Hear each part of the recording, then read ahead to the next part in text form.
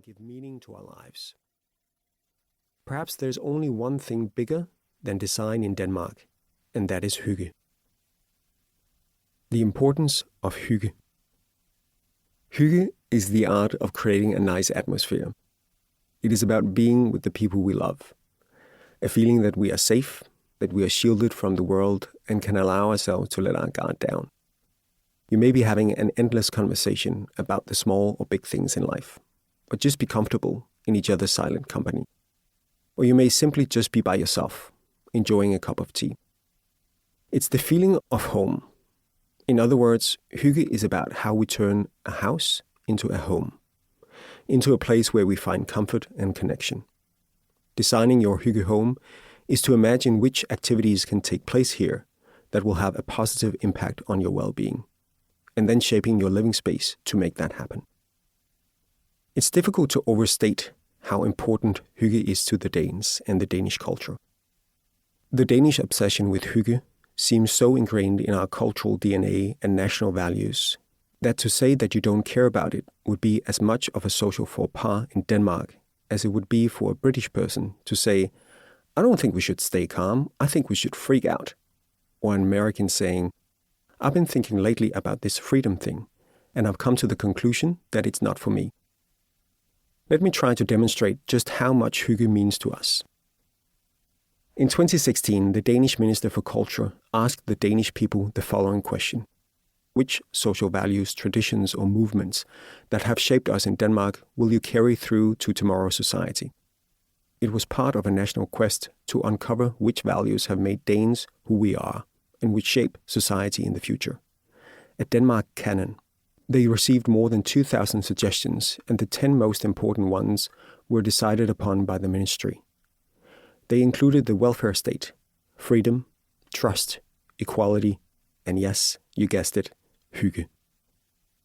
In 2019, when the International Astronomical Union celebrated its 100th anniversary, it awarded each country a planet and asked them to name it.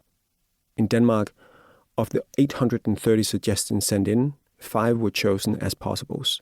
Hygge was one of them. Muspelheim won, the name of the burning heat that comes from the south and is guarded by Surt, the fire giant, in Norse mythology. Admittedly, slightly cooler than chocolate by candlelight. In Denmark, you can even write your PhD on hygge. The first to do this was Jeppe Linnet. And no, it does not mean he spent 3 years researching the perfect number of cinnamon buns to eat in a day. He discovered that after 6 months. In fact, Jeppe conducted extensive ethnographic research on how Danes related to their home and how hygge influences the consumption of hospitality, food, and drinks.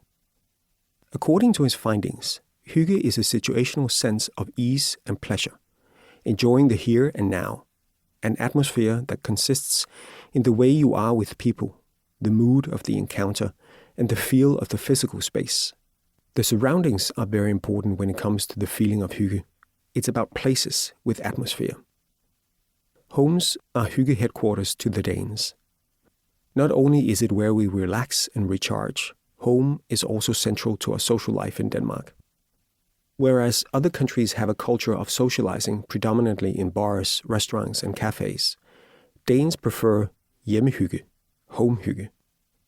Perhaps it is because going out in Denmark is relatively expensive, or because Danes are typically introverted people and feel more comfortable in their own surroundings.